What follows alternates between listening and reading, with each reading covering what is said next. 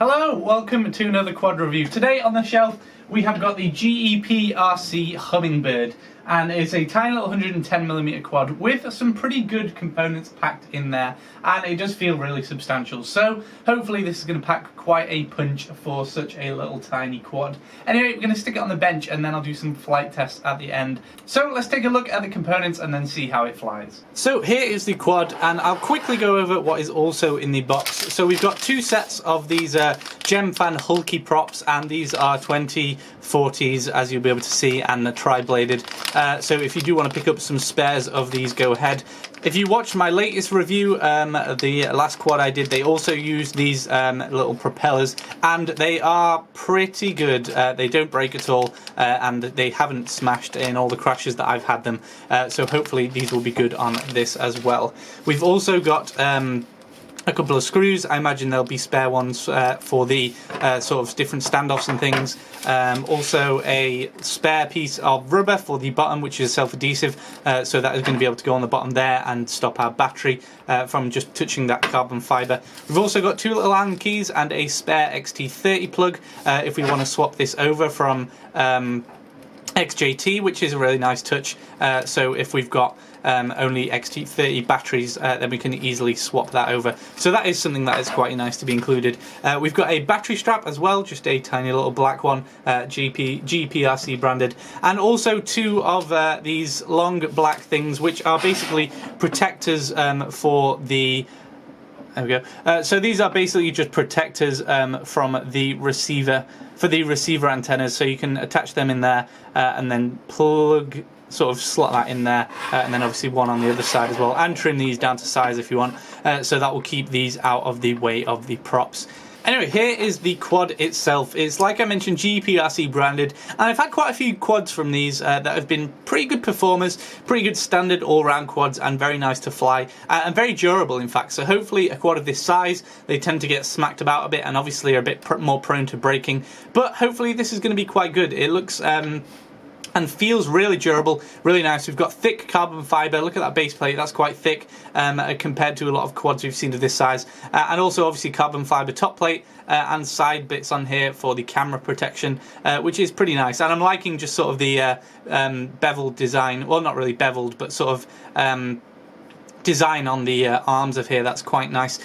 So anyway, most quads obviously nowadays are carbon fibre with the occasional bit of 3D printed TPU, which you will be able to see is on here. Now this isn't obviously immediately obvious what this is for until you plug in the battery. So if I go ahead and plop that in, you'll be able to see it turns on, and we've got an LED in there, so it's sort of just covering up and protecting the back plate, so covering up and protecting the electronics of the back, and obviously being clear, that lets the LED light shine through. So it's alright, but I think it kind of takes away from the aesthetics of the quad a little bit, but nevertheless that's there, and obviously that's quite a bright LED. You probably can't see very well on the camera, but this is pretty bright to the eye, so hopefully this is going to be able to help you tracking down your quad if you crash it, or noticing it in the sky, or someone else noticing it if they're flying next to you as well. So I'll take that out for now.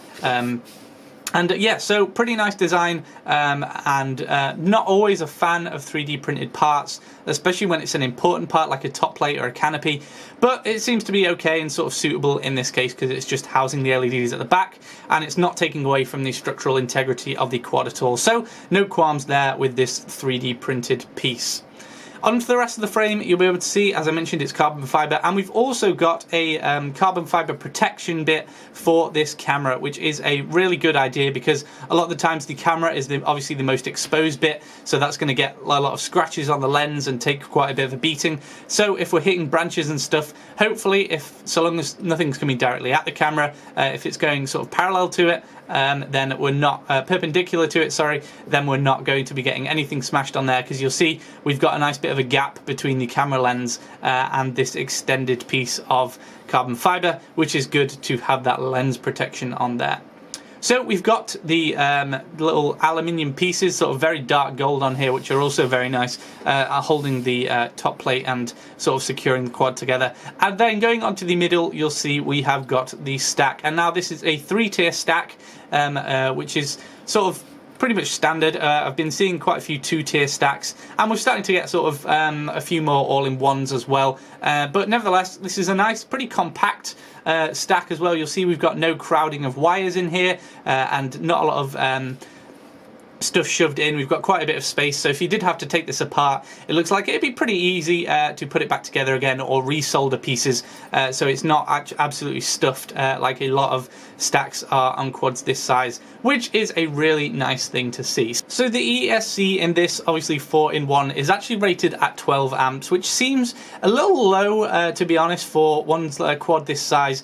We've been seeing sort of 20 amps and above on a few of them, so I'm a little bit cautious of how this is going to perform with a 12 amp, but nevertheless we've seen some pretty good quads, especially sort of the middle of last year, with about a 12 amp ESC, and those were sort of really efficient quads. So if the efficiency on this is quite nice, then hopefully that 12 amps is going to be enough, and it's not going to be sort of lacking at all. So a little thing to watch out with there, the 12 amp rating on this. However, obviously this is going to be able to handle 3S. I'll probably use sort of a battery of this size, 450 or 550 I'd recommend. It looks like it'll be about the right size and weight for this setup, and yeah, so that is going to be good. It's not going to be pushing 4S with that, and if not, certainly at any measurable speed, but hopefully that 12 amp rating should be good enough.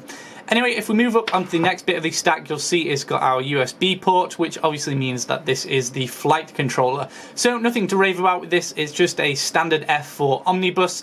You can go ahead and connect this to Betaflight, obviously, and flash it if you want, and change all these settings there. But other than that, nothing to complain or rave about with this pretty standard addition for a quad this size. And then going up to the top, you'll be able to see it's listed here as the VTX, and you'll be able to see the video transmission cable coming out of there, and this is a little bit better. This is a 48 channel FPV transmitter. I think it's actually a GEPRC branded one, because I do believe this whole stack is sort of a GEPRC one, and you can buy it individually. So if you want to build your own quad or replace the stack in here, I think you can buy these stacks individually. And you'll notice on here we've got an easily accessible button, because this is not only 48 channels and obviously 5.8 gigahertz, but it's actually switchable frequency between 25, 100 and 200 milliwatts. So for a quad this size, you're going to be getting a nice range if you're using that 200 milliwatt frequency. And that's sort of, I say, above the average of quads this size, or at least late 2017 quads. Going into 2018 and sort of the summer of it, I imagine we'll be seeing sort of a lot more powerful VTXs, but this is definitely on the higher end of the spectrum of mini video transmission frequencies and powers, sorry, at this time. So that's pretty good. And obviously we've got this cable coming out here that's quite stiff, so I don't think it's going to drop down and get swiped at all by the propellers, which is pretty good. So for the video transmission, obviously we're going to need a camera, and here you can see we have a Runcam branded one. This is actually the Runcam Micro Swift, and we've been seeing it in quite a few quads lately. It's a pretty solid addition. It's very small, obviously small enough to fit in quads this size, and it's very compact as well, and will plug straight into that VTX and the power from the FC as well. So it is a very nice addition. It does have quite, as you'll be able to see, quite a wide camera angle, so I'm a bit worried if this is going to be able to actually see the ends of this frame here in the camera, so we're going to have to test that on the video, because if it is, that might be a little bit disappointing. But it looks as if we might be able to sort of loosen this and move it forward a bit. You'll see we've got a little bit of space there on the holes that the keys are in, on the holes that the screws are in, so it looks like we'll probably be able to loosen that and change the angle, and also change the position, which will be quite good if we are getting it on there, because that will be a little bit distracting. The last point obviously is the motors. These are GEPRC branded, as pretty much everything on this quad is, and you'll be able to see, I'll zoom on these a little bit actually, and you'll be able to see these are GR1106, so 1106 motors, a 600 kV on there. So speed X it says on there, power, safety, efficient.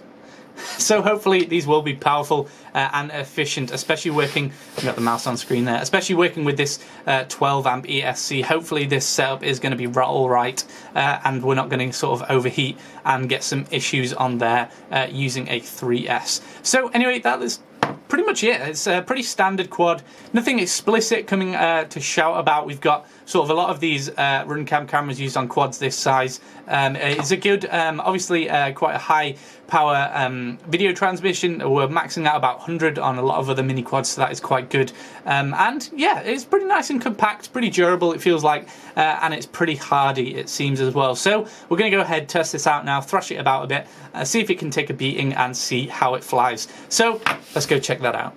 Okay, so here is the footage, and I actually recorded this sort of coming on dusk time as the sun was setting, but you can still see it's still quite a vivid colour and still pretty good definition on those trees and branches as well, although you're still going to get a few ghost branches, as you can see here, coming into view at the last couple of seconds, but nevertheless it's still pretty good. This is flying on the lowest frequency band because anything higher than that in the UK is illegal, and I like to stick to the regulation, especially when I'm doing reviews like this, but nevertheless, still pretty good range, as you can see from this, even though it's only a short flight, going over those trees and things. Starting to lose a little bit of range, but of course, if you're just doing a bit of recreational flying or you're out and about quite far away from things, be sure to whack up that frequency to something higher, and of course you'll get an even better range than I did. So onto the flying, you can see it's fairly nimble, a bit sprucely, and it is quite good to fly. PIDs aren't amazing out of the box. I know a few micro quads I've played with come pretty well tuned, but this was probably one of the least well tuned I've had. It seems to be flitting about the place a little bit, and has a little bit of jitter on it, as you might be able to see in the video. As for the power, relatively good. You know, it still feels like it's lacking a little bit when you do that punch out. You'll see I've scraped the floor a few times because I've not been able to estimate the power that it punches out that well. But nevertheless, still pretty nimble, very agile, and nice and fast, especially for a quad this size. So even if it does lack a tiny little bit in power, it's still going to be more than enough for a quad this size if you're wanting to go out and fly, because you're not going to be needing sort of 6S power on something this size at the moment. And you'll see I've crashed quite a few times, and the camera has fogged up a little bit with a bit of dirt and stuff. But nevertheless, crashing that many times, still didn't get any sort of damage. You'll see even hitting trees and stuff. The propellers were absolutely fine. None of them broke or even really scratched or dinted at all. They're very, very good propellers, as they were on the last quad I reviewed as well, like I mentioned. And nothing on the quad broke, came loose, or anything like that. So really impressed again overall. We've got another quad here that has a very high ability to take a massive hit and not take any damage. So there was the flight footage, a very quick review. If you enjoyed that, links in the description if you want to check this quad out, and I'll see you next time, guys. Peace out.